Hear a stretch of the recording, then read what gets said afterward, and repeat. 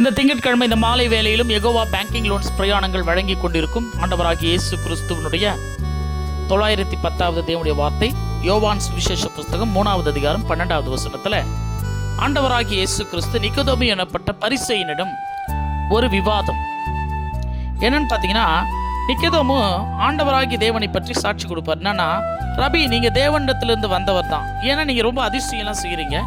இந்த அதிசயம்லாம் சாதாரண ஆட்கள்லாம் செய்ய முடியாது. நிச்சயமாகவே நீங்கள் பரலோகத்திலிருந்து வந்த ஒரு தேவகுமாரன்னு ஒத்துக்கிறாரு. அப்போ இயேசு கிறிஸ்து அந்த பரிசேயன்கிட்ட சொல்கிறாரு, ஒருவன் மறுபடியும் பிறவாவிட்டால் தேவனுடைய ராஜ்யத்தை காண முடியாது. இப்போ இவர் என்ன சொல்கிறாருன்னா, நிக்கோதேமு மறுபடியும் பிறக்கிறதா?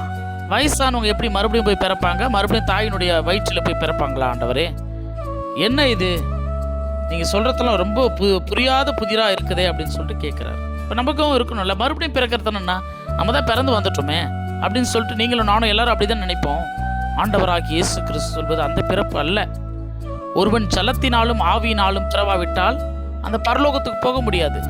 ஜலத்தினால பிறக்கிறது ஞானஸ்தானம், ஆவியினால பிறக்கிறது என்பது ஞானஸ்தானம் எடுத்துக்கொண்ட பிறகு கடவுளோடு ரொம்ப அந்யோன்யமாக ஐக்கியமாக இருக்கப்படும் பொழுது கர்த்தர் கொடுக்கக்கூடிய அந்த அபிஷேக வரம், அதான் அக்னியினால் பிறக்கக்கூடிய பரிசுத்த ஆவி. இதில் தேர்னவன் மட்டும்தான் அந்த பரலோகத்தினுடைய காரியங்களை அறிஞ்சு கொள்ள முடியும். அதான் இயேசு கிறிஸ்து சொன்னார், பூமிக்கு அடுத்த காரியத்தை பற்றி பேசுறதே உங்களுக்கு புரியல, பரம காரியங்கள் பரலோகத்தினுடைய காரியங்களையும் இடங்களையும் குறித்து பேசினா உங்களுக்கு புரியவா போகுது? ஸோ இதெல்லாம் ஆவிக்குரிய மனிதர்கள் தான் ஆவியை பற்றி தெரிந்து கொள்வாங்க. மாம்சத்துக்குரிய மனிதர்கள் இந்த பூமியில் இஷ்டத்துக்கும் வாழ்ந்துட்டு கடவுளை பற்றி தெரியாமல் அறியாமல் புரியாமல் எதுவுமே எனக்கு தேவையில்லைன்னு சொல்லிட்டு வாழ்கிறவங்களுக்கெல்லாம் மாம்சத்துக்குரிய மனிதர்கள். அவங்களுக்கு எப்படி ஆண்டவருடைய ஆவியை பற்றி தெரியும்? அவங்களுக்கு மறுபிறப்புன்னு ஒன்று இருக்குதுன்றது எப்படி தெரியும்? தெரியாது. மறுபிறப்புனா மனுஷனா பிறக்கிறது கிடையாது, பரலோகத்தில் வாழக்கூடிய மறு வாழ்க்கை. ஆகவே இது ஒரு ஸ்பிரிச்சுவல் விஷன். அதான் இயேசு கிறிஸ்து சொன்னார், காற்று நீ உணர்ற, காற்று இருக்கிறதையும் நீ அறியற, ஆனால் உன் கண்ணில் பார்க்கல, ஆனால் அது ஒரு திசையில் போய் அடங்குது, ஒரு திசையில் வருது. அது போல தான் ஆவி. இது ஒரு ஸ்பிரிச்சுவல் விஷன்ங்க. இது எல்லாருடைய கண்ணுக்கும் புலப்படாது, எல்லாருடைய இருதயத்துக்கும் இது விளங்கி கொள்ள முடியாது. ஏனென்றால் இது தெய்வத்தினுடைய ரகசியங்கள். ஒரு முறை எலிசா என்ற ஒரு ஊழியக்காரன் தன்னுடைய வேலைக்காரன் ரொம்ப பயந்துட்டார், எதிரிகள்லாம் சூழ்ந்திருக்கிறதை கண்டு.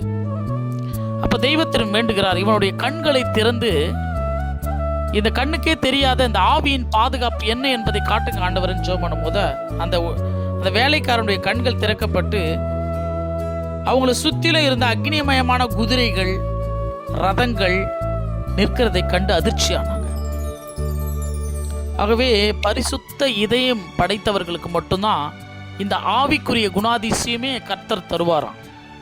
ஏனென்றால் இருதயத்தில் சுத்தமுள்ளவர்கள் மட்டும்தான் தெய்வத்தை தரிசிக்கவே முடியும். பரிசுத்த விசுவாசிகளுக்கு சில உரிமைகளை கர்த்தர் கொடுக்கிறார். ஏன்னா கொஞ்ச காலத்தில் கஷ்டப்படுவோம், வேதனைப்படுவோம், ஆனால் மறுபடியும் நாங்கள் இந்த பூமியிலே ஆசீர்வதிக்கப்படுவோம். அதான் எங்களுக்கு ஒரு உரிமையான ஒரு வாக்கு. அது நான் இந்த பூமியிலே பிழைத்ததை போல என்னை நம்புகிற நீங்களும் நிச்சயமாய் பிழைப்பீர்கள் என்று வாக்கு கொடுத்திருக்கிறார். பரிசுத்த ஆவியானவர் இயேசு கிறிஸ்துவை மகிமைப்படுத்தி கொண்டே இருப்பார். இப்போதோ கர்த்தருடைய வார்த்தைகளை உங்களிடம் பேசுவது கர்த்தரை மகிமைப்படுத்துவது, அது பரிசுத்த ஆவியினால் உங்களுக்கு பொழிந்தருளப்படுவது. அதுபோல விசுவாசம் என்பது ஒரு தொலைநோக்கு பார்வை. அது ஏதோ நீ ஒரு சின்ன விதமாக ஏதோ இந்த உலகத்தில் பார்க்குற மாதிரி பார்வையில் பார்த்தனா அது விளங்காது. விசுவாசத்தினால் மோசே என்பவர் அதரிசனமான தெய்வத்தை தரிசிக்கிறதை போல உறுதியாய் இருந்து தரிசித்தார். ராஜாவினுடைய கோபத்துக்கு கூட பயப்படாம எகிப்தை விட்டு போனார். ஆகவே இன்றைக்கு நாம் பூமிக்குரிய காரியங்களை அறிந்து கொண்டிருக்கிறோம். அதுவே நமக்கு சரியா விளங்க மாட்டேங்குது.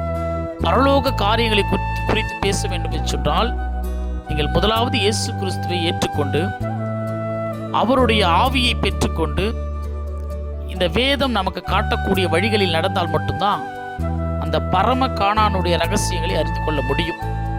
இயேசு கிறிஸ்துவை அதற்கு முதலாவது ஏற்றுக்கொள்வோம். ஆவியின் உலகத்தில் கர்த்தராகிய இயேசு கிறிஸ்துவை பற்றி அறிந்து கொள்வோம். கர்த்தர் அனைவரையும் ரட்சிப்பாராக. அடுத்த தெய்வ செய்திகளோடு காட் சர்வன்ட் சகரியா.